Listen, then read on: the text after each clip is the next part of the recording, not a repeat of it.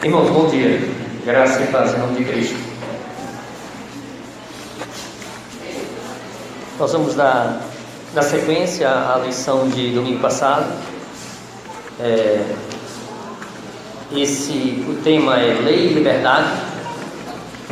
E dentro desse tema nós falamos domingo passado muito sobre usos e costumes, né? Ouvi os irmãos. Eu estava observando a aula que estava gravada no site da igreja, né? Na realidade, eu falei durante 14 minutos, até que os irmãos começaram a falar, e aí foi até 1h14, ou seja, 1 hora foram a participação dos irmãos, e o tempo foi muito bom.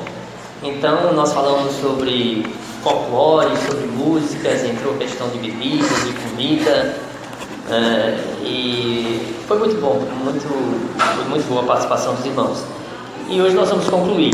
Então, nós tínhamos no domingo passado abordado que essa questão da lei e liberdade, né, que havia um problema antigo, era um problema já antigo, né, que tinha acontecido na igreja primitiva, e que esse problema ele ia de um extremo ao outro, entre aqueles irmãos que eram legalistas e que colocavam um peso sobre os irmãos baseados em regras, em costumes e sobre coisas que não estavam proibidas na Bíblia, mas que por uma questão pessoal as pessoas se apegavam a isso e queriam que as pessoas então proibissem as pessoas de fazer algo que não estava proibido na Bíblia. E do outro extremo nós vimos um grupo de pessoas que na realidade eram pessoas que, em nome dessa liberdade cristã, não consideravam o irmão que era fraco na fé e por falta de amor. Então a gente navegou na realidade nisso aí e a gente vai dar continuidade. Então nós tínhamos parado exatamente aqui, sobre a questão da lei. Então a primeira coisa que nós vamos nessa sequência entender o seguinte, que a palavra de Deus deixa claro que a lei em si, ela é boa, a lei é boa, e que nós temos o dever de cumprir a lei. Jesus não veio abolir a lei. É óbvio que quando nós falamos em cumprir a lei, nós estamos falando na lei moral, não nas leis civis e nas leis cerimoniais, né?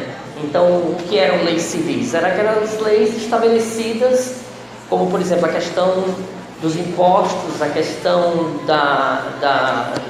daquilo que era destinado para os pobres. Havia regulamentações para o povo de Israel seguir, né? Por exemplo, quando alguém ia colher espigas, aquilo que caía, a lei regulamentava que não era para você pegar, porque aquilo que caía era para que os pobres pudessem colher, se alimentarem. O que caía ao redor também da sua propriedade também não era para você pegar. Então são coisas. Esse é um exemplo de lei civil. E as leis cerimoniais, por exemplo, aquelas leis do sacrifício, do holocausto. Então é óbvio que essas leis nós não seguimos mais, né? Mas as leis morais, a lei que está estabelecida em Êxodo capítulo 20, essas leis permanecem para nós. Então precisamos entender que, primeiro, a lei é boa, a lei é espiritual. Paulo, falando aos Romanos, ele diz aqui nesse texto, Romanos capítulo 7, de 14 a 16, ele diz: porque bem sabemos que a lei é espiritual. Eu, porém, sou carnal, vendido à escravidão do pecado, pois nem mesmo compreendo o meu próprio modo de agir, pois não faço o que prefiro, e sim o que detesto. Ora, se faço o que não quero, concordo com a lei que é boa. Então, se eu estou indo de encontro com a lei, na realidade, eu reconheço a minha incapacidade de cumprir aquilo que Deus determina, que a minha inclinação, ela é para o mal. Essa semana eu coloquei lá uma postagem do Abraham Kuyper, que foi um calvinista que chegou a ser primeiro-ministro da Holanda, onde ele fala o seguinte, que a água, ela desce, né, de uma cachoeira, ela desce, ela segue o curso normal é descer, que uma pedra, ela desce de um Monte Everest, ela vai descendo. Agora, não tem como a água subir, não tem como a pedra descer do Monte Everest e ela ir rolando e subir. Então ele faz uma comparação relacionada à nossa inclinação, a inclinação do homem. O homem, então, ele é naturalmente mau. Então, o que ele mostra é que como a nossa salvação, ela é monergista, ou seja, ela depende exclusivamente de Deus. Porque se depender de nós, nós não temos condições de fazer nada que possa contribuir para a nossa salvação. A nossa salvação, ela é exclusivamente do Senhor. A salvação pertence ao Senhor. Paulo também falando a Timóteo, ele disse: sabemos que a lei é boa. A lei é boa se alguém se utiliza de modo legítimo. Então o que é isso? É você não querer utilizar a lei de modo farisaico. É aquilo que a gente comentou domingo passado, né? A gente querer colocar um fardo da nossa interpretação que não está na palavra e torcer, na realidade, a lei. Torcer a lei. Então isso nós não podemos fazer. Continuando, o microfone está aqui, tá? Quem quiser falar, fica à vontade. Então, o que agrada a Deus não é você ter um mero conhecimento. Eu conheço a lei de Deus. Mas o que Deus quer é o quê? Obediência à sua lei, à sua palavra. Veja o que aqui Paulo diz, Romanos capítulo 2, versículo 12. Assim, todos os que pecaram sem lei, também sem lei, perecerão. De quem Paulo está se referindo, eu coloquei ali entre colchetes, né? São os não-judeus. São esses os que pecaram sem lei, ou seja, os não-judeus, o que a Bíblia chama gentios. Então são esses que pecam sem ter o conhecimento da lei. Vão perecer da mesma forma. E todos os que pecaram sob a lei serão julgados sobre a lei. Ou seja, aí já envolve tanto judeus como nós. A igreja é visível. Nós temos conhecimento da lei. Então nós seremos julgados baseado nesse conhecimento. Quanto mais conhecimento nós adquirimos da palavra, mais nós nos tornamos, né, responsáveis por obedecer. Então cada escola dominical, cada culto, culto público, de um modo geral, seja culto de doutrina, à noite, nós vamos adquirindo conhecimento, irmãos, nós nos tornamos mais responsáveis diante de Deus de obedecer a sua palavra.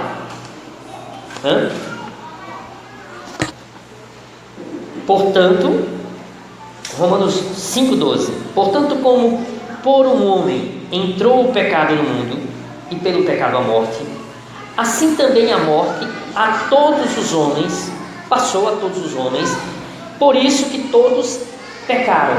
Então, ou seja, através de Adão, a morte, as consequências do pecado vieram a todos nós. Todos nós sofremos as consequências do pecado. O universo sofreu as consequências do pecado. Então todo o universo está abalado. Então todos que pecaram, nós estamos então sob a maldição da lei. E o que é a maldição da lei? É receber epidemias, morte, sofrimento de várias formas. Então isso, todos nós estamos sujeitos, irmãos. Ninguém está sujeito a isso, a não sofrer as consequências naturais dessa maldição da lei. Todos nós. Então, por exemplo, quando vem uma tsunami, ela atinge crentes e não crentes. Quando vem uma epidemia, né, de gripe, como a cidade, né, nossa, tá várias pessoas assim, tanto ficam gripados os crentes como ficam gripados os não crentes. Todos nós estamos sujeitos a isso. Nós não estamos isentos às coisas que com o pecado veio ao mundo. Jesus disse: e conhecereis a verdade, e a verdade vos libertará. Então, nós estamos sob a maldição do pecado, mas aí vem Jesus, que na cruz do Calvário pagou o preço para quebrar, para anular a nossa morte, que era certa, espiritual, e nos conduzir de volta ao Pai. Então, no momento que nós conhecemos a verdade, que é Ele mesmo, que é o Senhor Jesus, Ele nos torna apto, então, a voltarmos para Deus. Então, esse caminho de volta é garantido por Cristo, tão somente por Cristo, e não pela obediência da lei, porque pela lei em si ninguém pode ser salvo, porque ninguém consegue cumprir toda a lei, absolutamente ninguém consegue, né? Eu costumo sempre citar o exemplo da corrente, né? Quando alguém chega na sua corrente e puxa a sua corrente e quebra, você não diz assim: mas rapaz, você quebrou um elo da minha corrente. Por que você quebrou o elo da minha corrente? Não, você diz: você quebrou a corrente. Mas a corrente é formada de elos, né? É um elo. Mas você não disse que quebrou o elo, você disse que quebrou a corrente. Então a lei, no momento que você quebra um mandamento, você quebra a lei como um todo. Você não quebra especificamente um mandamento, você quebra a lei de um modo geral. Então, consequentemente, pela lei, nós somos... A lei aponta para a nossa fraqueza, a nossa debilidade, e diz: olha, por aqui você não tem condições de ser salvo. Você precisa de alguém que é perfeito. E esse alguém perfeito, que é perfeito, quem é? Cristo. Foi aquele que cravou, né, na cruz os nossos pecados. Ele que pagou a nossa promissória impagável diante de Deus. Pegou a nossa promissória e rasgou na cruz do Calvário. E nós não somos mais, então, condenados por nenhum dos nossos pecados, porque o Senhor Jesus nos perdoou de todos os pecados. Os pecados passados, os pecados que cometemos hoje e até os pecados que nós vamos cometer. Por isso que Jesus disse, quando Ele morre, né, antes de expirar, Ele diz: está consumado. Está consumado. Não há mais nada a fazer. Eu cumpri, Pai. Está consumado. Aquilo que eu vim para realizar, o meu propósito, que é salvar aqueles que o Senhor me deu, que Ele disse, né, Pai, daqueles que tu me deste, nenhum se perdeu. Ele usa o verbo do passado, ele diz: nenhum se perdeu. Porque ele, na realidade, a história foi escrita por Ele mesmo e está concluída para Ele. Então, por isso que Ele diz: nenhum se perdeu. E Ele diz lá na cruz: está consumado. Eu cumpri o que vim fazer. Então, todos aqueles que o Pai deu a Ele, esse será salvo. Absolutamente todos. Nenhum há de se perder. Que Ele diz: ninguém arrebatará da mão dele. Quem pode arrebatar da mão do Senhor? Ninguém. Então, é necessário que a gente entenda que essas pessoas que são salvas, elas vivem num processo de contínua santificação. Um processo de santificação. Não é dizer: eu sou salvo e eu vivo da maneira que eu bem quero e entendo. Não, porque o verdadeiro salvo não vive assim, da maneira que bem quer e entende. Entendeu? Então, é por isso que, às vezes, de uma forma até errada, por exemplo, lá em Coríntios capítulo 6, as pessoas, e domingo passado foi citado isso aqui, se usa aquele texto: ah, tudo me é lícito, mas nem tudo me convém. Irmãos, leia o capítulo 6 todo, para você entender que o que Paulo está falando ali para os coríntios é dentro de um contexto de pessoas que queriam viver uma vida de imoralidade. Imoralidade. Ali não está falando, Paulo não está falando de usos e costumes. Leia o capítulo 6 todo e você vai ver do início ao fim. E aí Paulo, alguns teólogos dizem que Paulo chega a usar uma frase que os coríntios costumavam usar. É dizer: tudo me é lícito. Não, eu posso usar o meu próprio corpo para fazer isso. Aí Paulo começa a falar sobre o corpo. Que o corpo tem que ser usado para a honra. Para a honra do Senhor. Porque tudo pertence ao Senhor. Tudo pertence ao Senhor. Então, você não pode fazer com o seu próprio corpo o que você nem quer. Não, eu sou salvo, então tudo me é lícito. Paulo usa o que os coríntios diziam, só que ele disse: mas nem tudo me convém. O seu corpo tem que ser usado para a glória de Deus. Para a glória de Deus. O próprio Jesus também disse: se pois o Filho vos libertar, verdadeiramente sereis livres. Olha a corrente aí. Então, Jesus, quando liberta, liberta de uma vez por todas. Liberta. Então, quem está com Jesus, automaticamente está livre das consequências eternas da maldição da lei. Da maldição da lei. Não está salvo hoje e amanhã pecou, está perdido. Se arrependeu, virou salvo. Amanhã pecou, está perdido. E vive nessa. Peca, está perdido, está salvo, está perdido, está salvo. Né? Como se Deus tivesse, como eu já citei aqui, lá no livro da vida, pecou. Pegar o livro da vida, apaguei, esse é o nome da vida. Se arrependeu. Escreva aí de novo. Escreve, está salvo. Pecou de novo. Apaga. E, está entendendo? Não é isso, irmãos. Não é isso que acontece, né? Estamos salvos para sempre. Cristo então nos liberta da culpa do pecado. Todo aquele que vive pecando é escravo do pecado.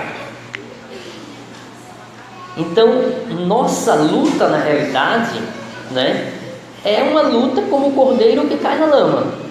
Caiu, levanta, dá uma sacolejada e sai da lama. Não é como o porco, né? Cai na lama e ele se roça, e ele deita, e ele gosta, entendeu? Então é diferente. A ovelha pode cair na lama? Pode, mas ela vai se sacolejar e vai sair de lá. Já o porco não. O habitat natural, ele gosta, ele sente prazer na lama, entendeu? O cristão, então, ele não sente prazer em viver no lamaçal do pecado. Peca, tropeça, mas não fica lá. Não fica lá. Ele sai. Passa aí, Adevaldo, por favor, pela novela. Tá ligado?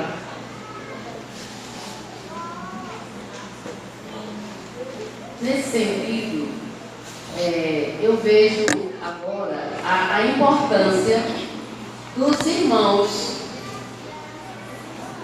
da fé, os irmãos na fé, porque desse apoio mútuo que deve existir na igreja, né, com os crentes, nesse apoio a todo e ficar atento aos irmãos, porque como você explicou tão bem aí, que essa ilustração do porco e da ovelha, muito boa, sinal,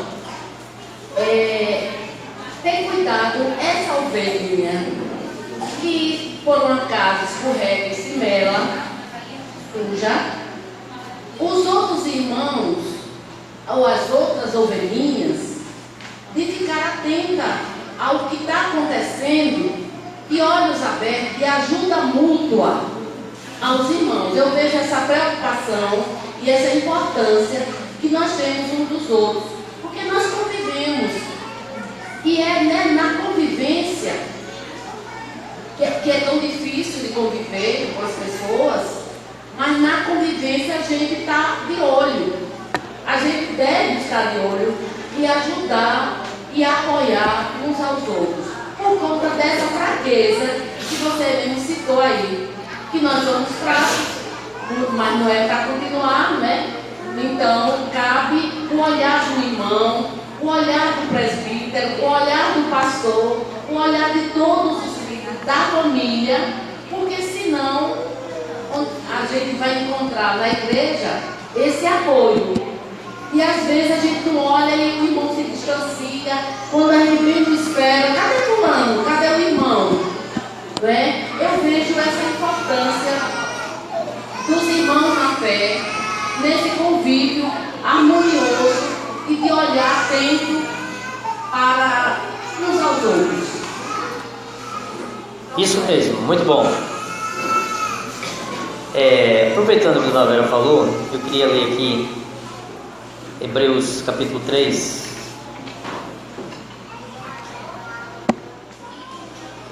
diz o seguinte, versículo 12: tenham cuidado, irmãos, para que nenhum de vocês tenha um coração mau e descrente, que o leve a se afastar do Deus vivo. Pelo contrário, anime-se uns aos outros todos os dias, durante o tempo que se chama hoje, a fim de que nenhum de vocês seja endurecido pelo pecado. Então, a palavra de Deus também nos exorta, né? Como nós acabamos de ver, a palavra de Deus também nos exorta que nós devemos exortar mutuamente, né, uns aos outros, né? Então, se você vê o seu irmão pecar, vá a ele, é o que a Bíblia manda, tá? Não é dizer ao pastor, a Bíblia não manda assim, olha, se viu pecar, você vai lá e conta ao pastor, tá? O pastor não é delegado de polícia da igreja. Vá lá, você exorte, é o que a Bíblia manda. Mas é fulano. O que é fulano? Fulano é um pecador como você e eu, sujeito a falhas, não importa quem seja. Se é o pastor, se é o presbítero, se é o diácono, se é o presidente da UMP, se é o presidente da SAF, da UPH, não importa, seja lá quem for, a Bíblia manda você ir. Não passe para outra pessoa, não divulgue as coisas erradas que alguém fez, não divulgue, vá e resolva, faça o que a Bíblia manda, faça lá Mateus 18, Jesus fala sobre isso. Vai tu e ele somente, repreenda o teu irmão, é o que a Bíblia manda, tá? Aí às vezes a gente está querendo condenar o pecado de um irmão e está pecando também de outra forma, porque não está fazendo o que a palavra manda, né? Então, como a Dona Vera citou, nós precisamos ter esse hábito bíblico de exortar mutuamente uns aos outros, né? Com amor.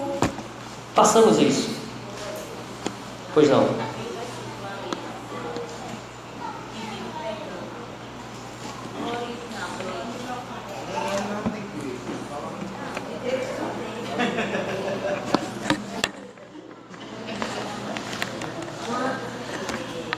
Nesse versículo que estamos pecando no original grego, está como? Solange, eu mal sei português. Na realidade, Solange, a questão é exatamente como está aqui, do jeito que você está entendendo. Não, do jeito que eu entendo. Não tem todo mundo vive assim. O que a gente precisa entender é, veja bem, os versículos anteriores que nós estávamos falando sobre a questão da maldição da lei.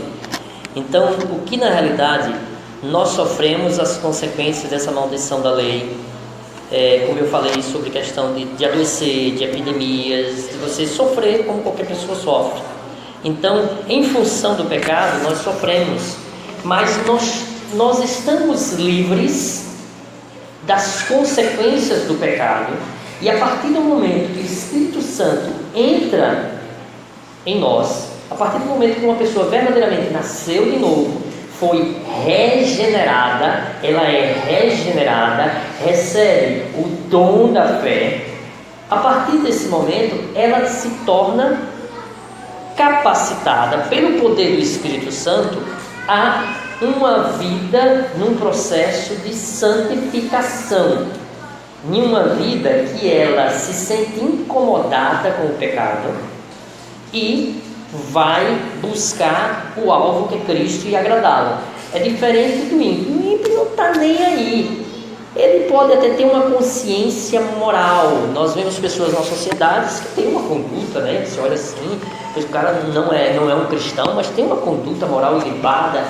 Mas ele, na realidade, ele não faz aquilo buscando glorificar Deus. Não, olha, eu estou fazendo isso perante a lei porque o meu objetivo é glorificar ao Senhor. Não existe isso. Consequentemente, o ímpio não pode agradar a Deus. Os seus atos, na realidade, em si não agradam a Deus, são pecaminosos, porque não é feito para a glória dele.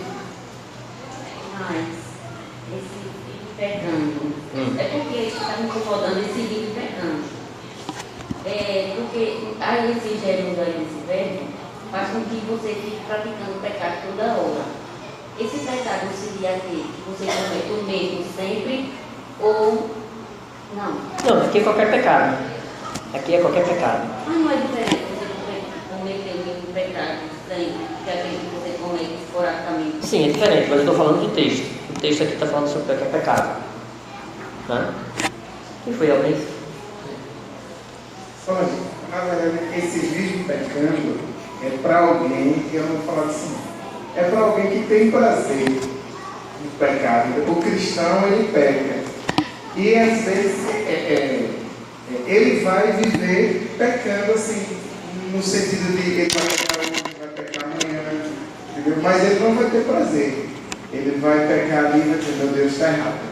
Se arrepende, pede perdão, e amanhã é outro dia que ele vai tentar recomeçar e fazer diferença. Mas o que não tem prazer, ou melhor, o ímpio não é assim. O ímpio, ele peca, vive pecando, e ele planeja pecar, e para ele está tudo certo. Isso aí, ele premedita até o pecado. Mas, eu ia falar da exaltação que você falou. E eu estava conversando até com Bruna uma vez, e a gente estava até comentando sobre isso, né? E, tipo, às vezes a gente nem se permite ser exaltado porque a gente não estou falando que você agora vai ter que, amanhã eu vou dormir na sua casa, amanhã a gente vai ficar junto, e essa semana toda com alguém que você não tem afinidade nenhuma, e enfim. Mas às vezes a gente nem se permite uma amizade com o cristão, entendeu?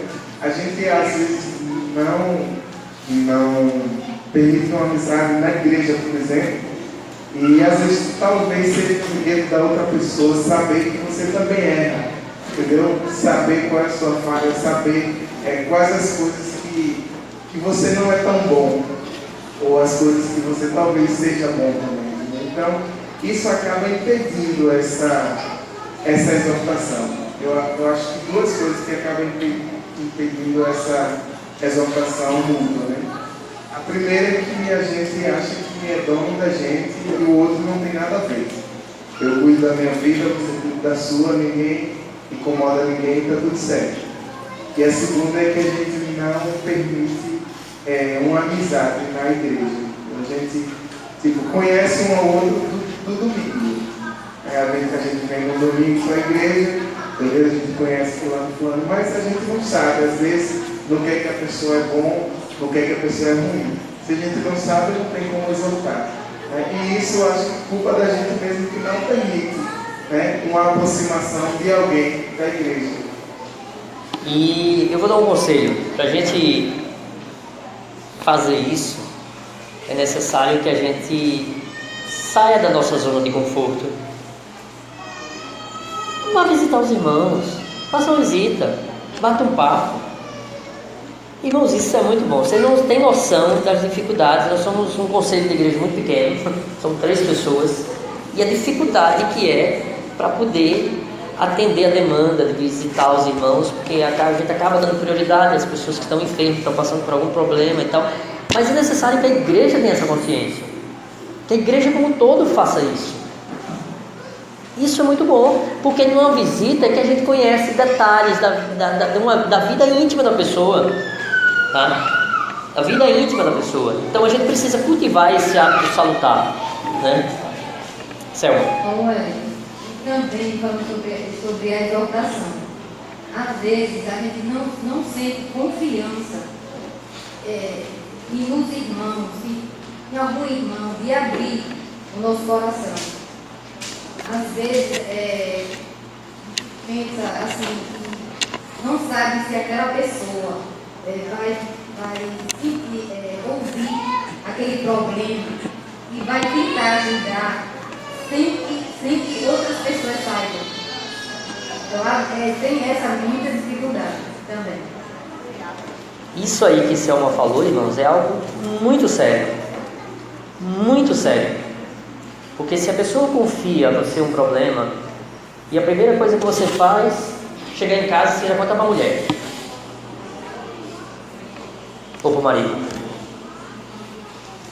E aí, sabe aquela tipo de coisa? Menina, olha, tem uma coisa para te contar. Eu vou contar só você, que eu sei que você é nossa muito amiga e eu confio muito em você. Não fala para ninguém, viu? Só entre nós dois. Aí conta. E a pergunta é, contou para quê? Com qual intenção?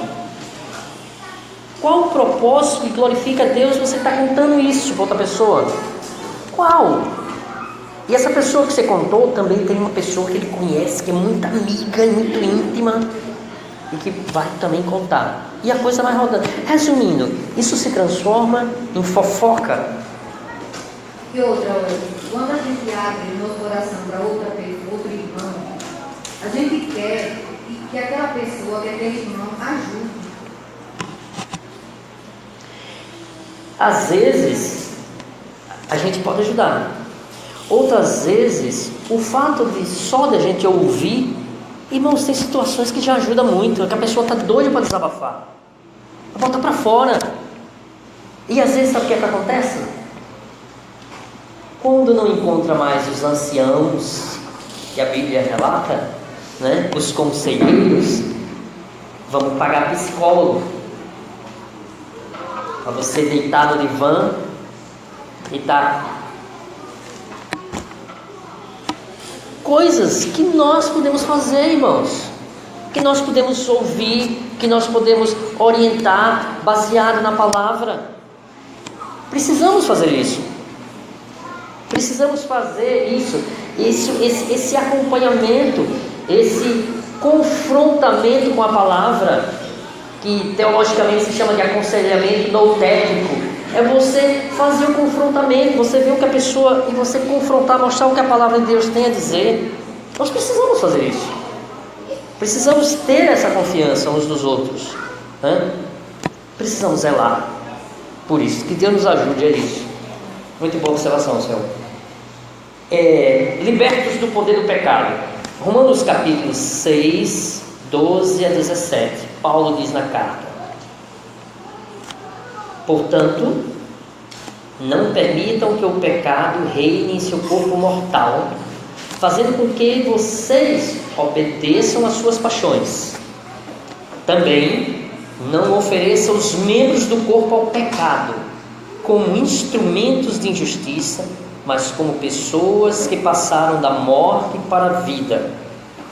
Ofereçam a si mesmos a Deus e ofereçam os seus membros a Deus como instrumento de justiça, porque o pecado não terá domínio sobre vocês. Aí, Solange, o pecado não terá domínio sobre vocês, pois vocês não estão debaixo da lei, e sim da graça.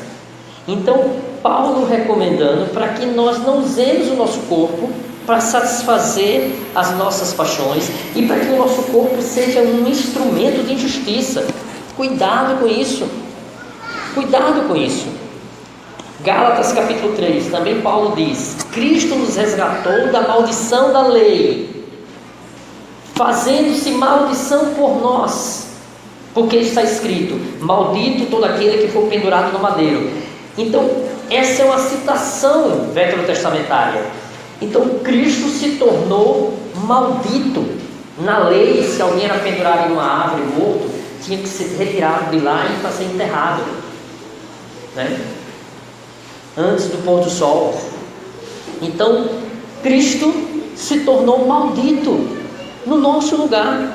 Foi Ele quem ocupou o lugar da maldição. A maldição, melhor dizendo, estava sobre Ele na cruz do Calvário. Então, o cristão sofre o quê? Disciplina. A história, sabe que por aí em algumas comunidades, né, falam de maldição hereditária. Não, irmãos. Cristãos sofrem disciplina de Deus. Não existe nenhuma maldição mais sobre nós. Você está sofrendo isso é porque foi uma maldição. Se é uma maldição, você tem que quebrar a maldição, né? Você tem que ir lá, você tem que ir para a sessão do descarrego, porque você está com uma maldição. Então você vai para a sessão do descarrego quebrar essa maldição. Não, Cristo quebrou essa maldição no nosso lugar. Livres para a lei. Presta atenção, é diferente de livres da lei. Livres para a lei, libertados do pecado, somos livres para obedecer a lei que nos leva ao Evangelho pela graça de Deus. Olha o que é que Paulo diz: de maneira que Cristo se tornou o quê? Nosso guardião para nos conduzir, melhor dizendo, a lei se tornou o nosso guardião para nos conduzir a Cristo, a fim de que fossem justificados pela fé. Então, como eu já falei, a Bíblia diz que a lei é o que? O aio, o tutor, é aquele que conduz a Cristo, é aquele que mostra você é incapaz de ser salvo pelas observâncias da lei. Então a lei aponta para Cristo, aponta para Cristo, e nós somos então justificados como? Pela fé. Quem morreu antes de Cristo, justificado como? Pela fé. Abraão, Isaac, Jacó, todos eles justificados pela fé. Os que morreram pós-Cristo, pela fé. Todos pela fé. Então, quanto mais conhecemos a lei, o que é que a gente faz? Mais a gente louva a Deus. Gratidão. Gratidão ao Senhor. Alegria de vir cultuar. Alegria de vir cultuar o Senhor, porque eu sou grato, porque o Senhor me tirou dessa maldição. Então a lei de Deus nos protege dos males causados pela desobediência. A lei, portanto, é o que? Graça. Entenderam isso, irmãos? Normalmente a gente faz um paralelo, né? Lei e graça. A lei é graça de Deus. A lei foi dada pelo próprio Deus. A lei, irmãos, é o manual do Criador. Você quer usar um produto, né, adequadamente, você compra, lê o manual e usa, né? A gente sabe que no nosso contexto brasileiro é assim, né? Você compra, né, começa a apertar os botões e depois que dá defeito, aí você vai ler o manual para saber que tem alguma coisa errada, se eu fui aqui, né? O brasileiro normalmente é assim, né? Ele compra, né, e aí ele sai apertando os botões e tal, e quando dá algum problema ele diz, não, tem alguma coisa errada, deixa eu ler o manual. Então, antes de dar problema, lê o manual. A Bíblia é o manual do Criador, tá? A Bíblia, irmãos, como postei hoje, não é catálogo da Avon, você abrir para fazer pedido, tá? Não é catálogo da Avon, né? A Bíblia é um guia, é você ler e você ver como é que você tem que proceder, como é que você tem que andar.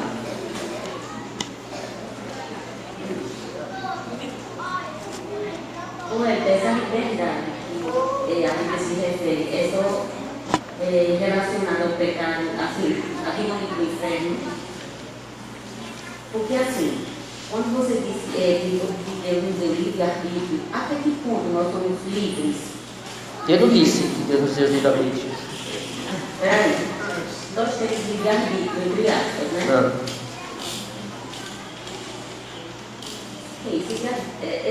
Tudo foi traçado por Deus. Então, até que ponto eu tenho liberdade para ser livre? Em Cristo. Livre, decidir.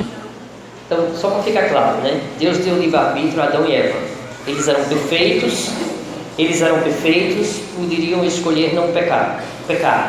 A partir dele, ninguém consegue livrar-se sem pecar. Você tem livre-arbítrio? Se acorde de manhã e diga, hoje eu não vou pecar. E vamos ver se você consegue. No final do dia, vamos ver se você consegue. Você não tem livre-arbítrio? Então diga assim, hoje eu não vou pecar. Me acordei, não vou pecar. E chega no final do dia, faça uma análise e diga se realmente você pecou ou não.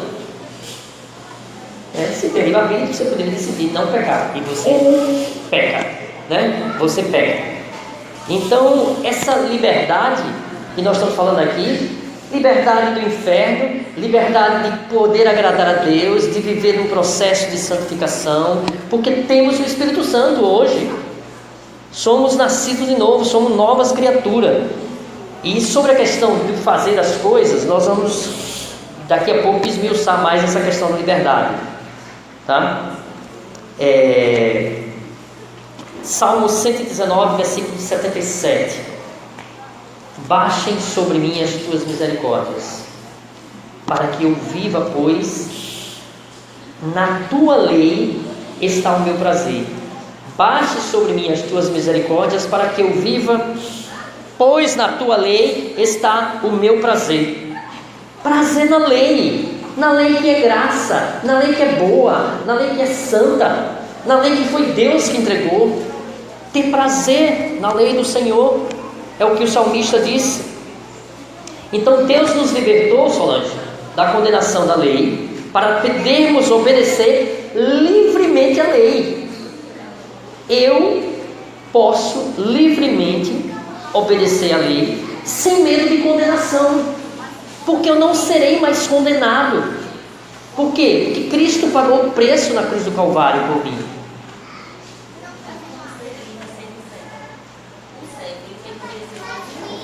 Não estou te ouvindo.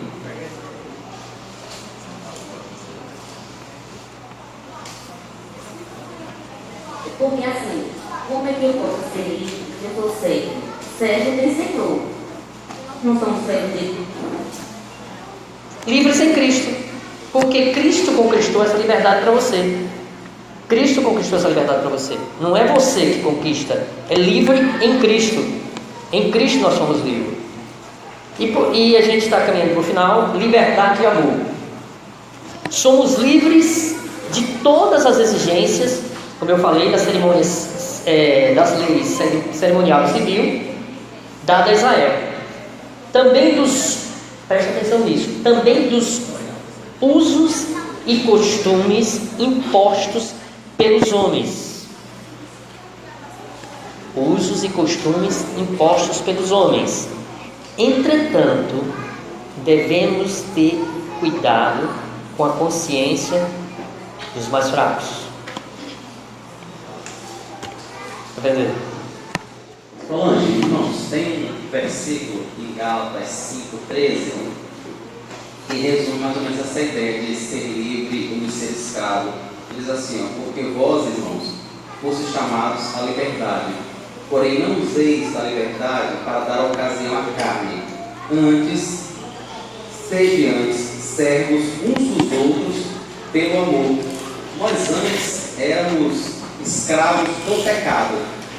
Agora nós somos escravos de Cristo. A única coisa que mudou foi o nosso Senhor. Continuamos sendo escravos de Cristo. Como Paulo diz aqui, somos servos uns dos outros. A palavra que ele usa para servo é escravo mesmo. Em alguns outros momentos, o tradutor usou a palavra escravo que cabia melhor no contexto, sabe? Se ficasse aqui para a gente escravo uns dos outros, a leitura soaria estranha, né? Mas é a mesma coisa que ele está falando. Nós antes éramos escravos do pecado, da nossa carne, das nossas paixões, e a gente fazia o que queria. Agora, nós somos escravos, somos servos uns dos outros pela lei do amor. Ou seja, a gente vive, antes de qualquer coisa, no corpo de Cristo. Nós somos escravos dessa lei do amor, que é expressa principalmente naquilo que Cristo resume os mandamentos. Que a gente precisa amar a Deus sobre todas as coisas e amar ao outro como a nós mesmos. É sempre essa lei do amor. Isso é fácil de entender.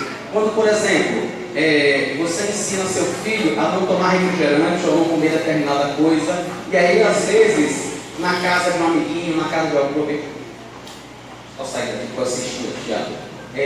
de um amiguinho, na casa de alguém, as pessoas, sem perguntarem, simplesmente dão refrigerante à criança, dão doce, sei lá, alguma coisa parecida.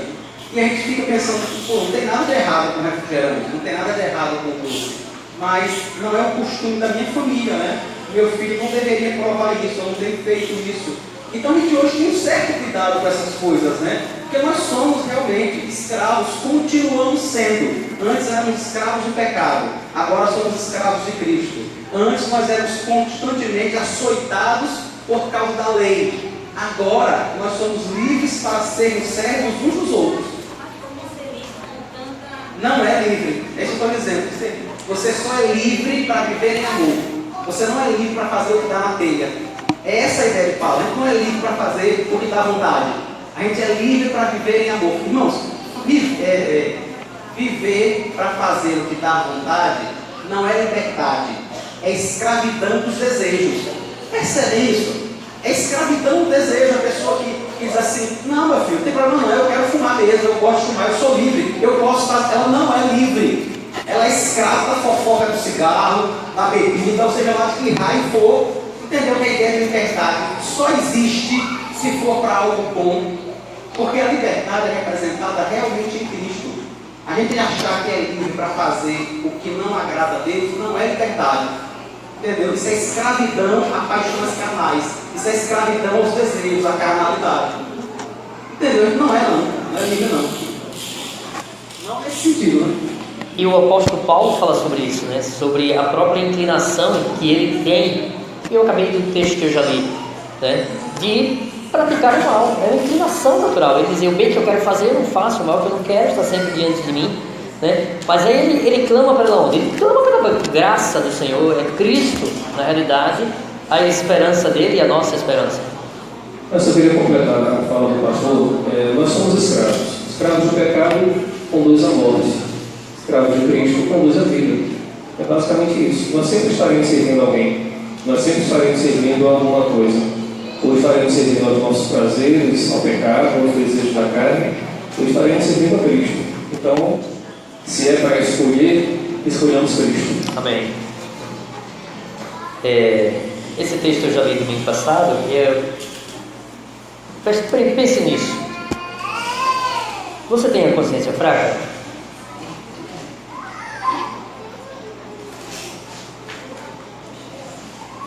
E aí a gente comentou no domingo passado sobre isso, né? Vamos ver o que é que diz a palavra. Não devemos nos escandalizar com práticas que a Escritura não condena, ou sobre aquilo que ela silencia, como no caso de usos e costumes. Então, veja o que é que Paulo diz aos 1 Coríntios capítulo 8. Antes da gente ler o texto, deixa eu só dar uma explicação. Observe que nós vamos ver nesse texto que o escândalo está atrelado a alguém que concorda e está fazendo o que você faz. Tá? E nós vamos ler depois um outro texto, Romanos 14, que é diferente. Então preste atenção. Entretanto, nem todos têm esse conhecimento. Nós estamos falando da questão da consciência. Alguns, acostumados até agora com o ídolo, ainda comem desses alimentos como se fossem sacrificados a ídolos. Então preste atenção. A gente também abordou isso no ano passado, mas só retomando para algumas pessoas que não estavam. Havia um contexto de carne usadas no templo pagãos, como também as carnes eram sacrificadas em Israel. Então se pegava parte dessa carne de templos pagãos e se levava para o mercado e se vendia, e o povo comprava e comia. Aí o que Paulo está falando é que existem alguns que estão acostumados até agora com o ídolo, ainda comem desses alimentos como se fossem sacrificados a ídolos, e a consciência destes, por ser fraca, vem a contaminar-se. Estão fazendo coisas que pela consciência que é fraca, eles fazem e pecam. Não é a comida que nos torna agradável a Deus, pois nada perderemos se não comermos, e nada ganharemos se comermos. Mas, presta atenção no que está grifado, tenham cuidado para que essa liberdade de vocês não venha de algum modo a ser tropeço para os fracos. Ou seja, o texto, se você for ler todo o texto, as pessoas então se sentavam na mesa e comiam as comidas que estavam lá. do templo. O templo era como se fosse, naquela época, um restaurante. Você chegava lá e ia comer. Aí a pessoa que tinha consciência fraca, que tinha no contexto de comer aquilo, já numa adoração pagã, tinha se convertido. Aí agora estava vendo você comendo. Aí ele vê você como alguém que é superior, como alguém que tem conhecimento, aí vai fazer também. Mas só que ele não tem paz em fazer isso, porque ele tem uma consciência fraca. Então você em si não está pecando, mas ele está, porque ele está fazendo por dúvida, está fazendo influenciado pelo seu comportamento. Aí a orientação que Paulo faz, que ele dá, é que você considere isso, considere esse fraco. Deixa eu voltar aqui, para a gente continuar o texto.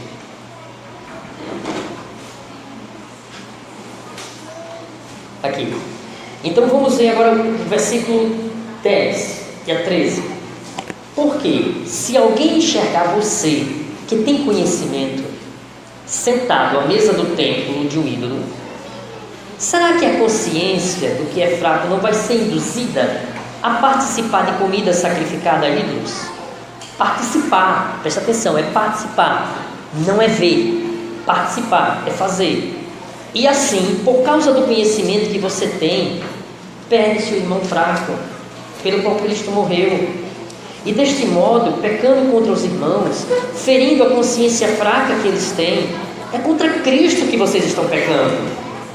E por isso, se a comida serve de escândalo ao meu irmão, nunca mais comerei carne, para que não venha escandalizá-lo. Está entendendo, irmãos? Então Paulo está dizendo, olha, não faça.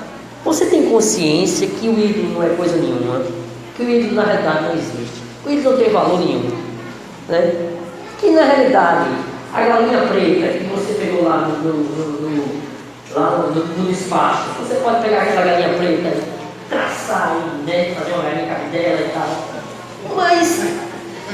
mas o outro lá não tem essa consciência, porque de repente ele foi criado dentro de um contexto da Umbanda, e que aquilo para ele que estava acostumado a fazer isso, mas agora ele se converteu ao cristianismo. Então você vai criar um mal-estar. Ele vai ver você que, rapaz, esse cara tem tantos anos de igreja, ele está comendo a galinha, eu vou comer, mas ele come na realidade com essa dúvida, e a Bíblia diz que o que você faz por dúvida é pecado. Não faça. Você está levando ele a fazer uma coisa, ele concordando com você, mas ele está concordando porque ele te vê como alguém superior e está fazendo só porque você está fazendo. Paulo diz, não faça. Você vai fazer tropeçar o seu irmão. Não faça isso. Agora vamos para 14, Romanos 14, estamos saindo de Coríntios. Veja um contexto diferente agora. Não é de alguém que concorda. Agora nós vamos falar de alguém que gosta de discutir.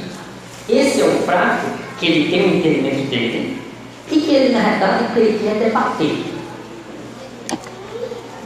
Acolham quem é fraco na fé, não porém para discutir opiniões. Um crê que pode comer de tudo, mas quem é fraco na fé, come legumes. Quem come de tudo, não deve desprezar o que não come. E o que não come, não deve julgar o que come de tudo, porque Deus o acolheu. Quem é você para julgar o servo alheio? Para o seu próprio dono é que ele está em pé ou cai, mas ficará em pé, porque o Senhor é poderoso para o manter em pé. Alguns pensam que certos dias são mais importantes do que os demais, mas outros pensam que os dias são iguais. Cada um tenha opinião bem definida na sua própria mente.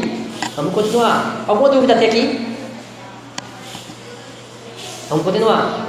Quem pensa que certos dias são mais importantes, faz isso para o Senhor. Quem come de tudo, faz isso para o Senhor, porque dá graças a Deus. E quem não come de tudo, é para o Senhor que não come, e dá graças a Deus.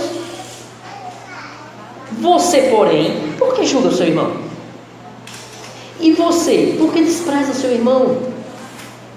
Pois todos temos de comparecer diante do tribunal de Deus. como está escrito: por minha vida, diz o Senhor, diante de mim se dobrará todo o joelho e toda língua dará louvores.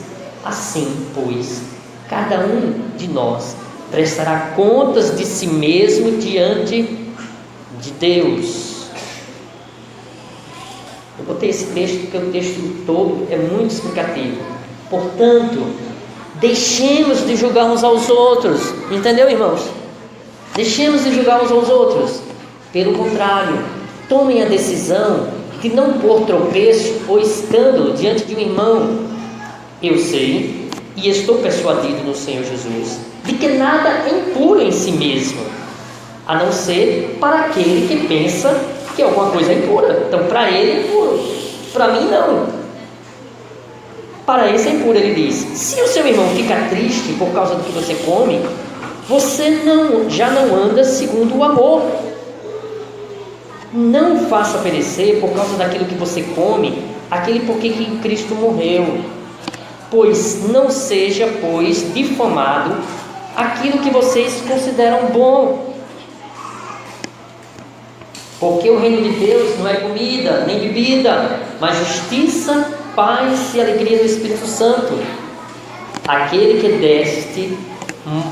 que deste modo serve a Cristo é agradável a Deus e aprovado pelas pessoas.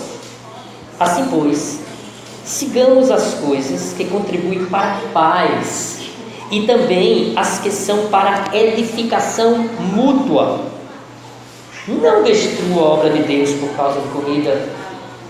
Todas as coisas, na verdade, são puras, mas não é bom quando alguém come algo que causa escândalo. É bom não comer carne, nem beber vinho, nem fazer qualquer outra coisa que leve o irmão a tropeçar. A fé que você tem, guarde-a para você mesmo diante de Deus. Bem-aventurado é aquele que não se condena naquilo que aprova, mas aquele que tem dúvidas, olha aí, aquele que tem dúvidas é condenado a se comer. Você não tem dúvida? Coma! Agora, aquele que tem dúvida, não coma, porque se come é condenado naquilo que comer, pois o que ele faz não provém de fé, e tudo que não provém de fé é pecado. Paulo resume nesse capítulo aí todos os detalhes, irmãos, e como a gente tem que se portar. Então, fuja do mal, né? Corra como está correndo aí, né? Abstenha-se de toda forma de mal. Preste atenção, de mal. O texto é de mal. É você fugir do pecado. Do pecado. Tá? Fugir do pecado. Porque inclusive uma tradução errônea que colocou aparência. Na realidade é fugir do mal. Fuja do pecado. Fuja do pecado. O mal deve ser evitado, independentemente do que ele pareça. Essa é a questão. Se é pecado, não importa o que ele está parecendo, eu vou fugir dele. Concluímos. Cristo nos libertou da condenação da lei e do pecado. Isso nos leva ao quê? A desfrutar de paz, da liberdade que Cristo conquistou para mim. Segundo, apesar de livres da condenação da lei, nós devemos buscar praticar a lei. Para quê? Para o processo da santificação, por amor e gratidão ao Senhor. Aí eu vou obedecer a sua palavra, aquilo que Ele quer. Eu vou viver do modo que eu bem quero e entendo, pouco ligando para aquilo que os outros pensam. Não é assim. Não é assim. O amor tem que prevalecer. Precisamos ter cuidado para não causarmos escândalo ao desfrutarmos da liberdade, pois a lei do amor está acima até mesmo dos benefícios de desfrutá-la. Então, irmãos, está com a consciência, vê na palavra, não está proibido, quer fazer? Faça. Agora, respeite o outro que não quer fazer. Não tem que forçar a barra, nem de um lado e nem do outro. Não tente forçar a barra. Querer que a sua opinião vire lei. A lei é a palavra, e a lei que sobrepõe a todas é a lei do amor. Então tenhamos isso em mente: amor, amor, amor. Devemos obedecer a lei, obedecer a Deus, não para ser salvo, mas porque nós somos salvos. Entendeu? Nós obedecemos a Deus não é para ser salvo, é porque na realidade só obedece a Deus quem é salvo. Então só obedece ao Senhor, só agrada ao Senhor aquele que passou por esse processo que eu falei, da regeneração, recebeu o dom da fé, e aí Deus concede pelo Espírito Santo, que é o nosso Senhor, a possibilidade de nós o agradarmos nesse processo de santificação. Evite fazer tropeçar na fé por causa de os costumes. Evite. Se você deixa de desfrutar das bênçãos de Deus nesta vida, oriundas da graça comum, que inclusive a gente abordou no domingo passado de uma forma muito ampla, a questão das artes, né? Seja na área de arte, música e etc., gastronomia, bebida, comida, moda, roupa, acessório, etc. Aprenda que se a Bíblia não condena, você pode desfrutar, mas não pode abrir mão do amor. Aí não podemos fazer isso. Desfrute, mas lembre-se sempre: o amor em primeiro lugar. Que Deus nos abençoe, irmãos.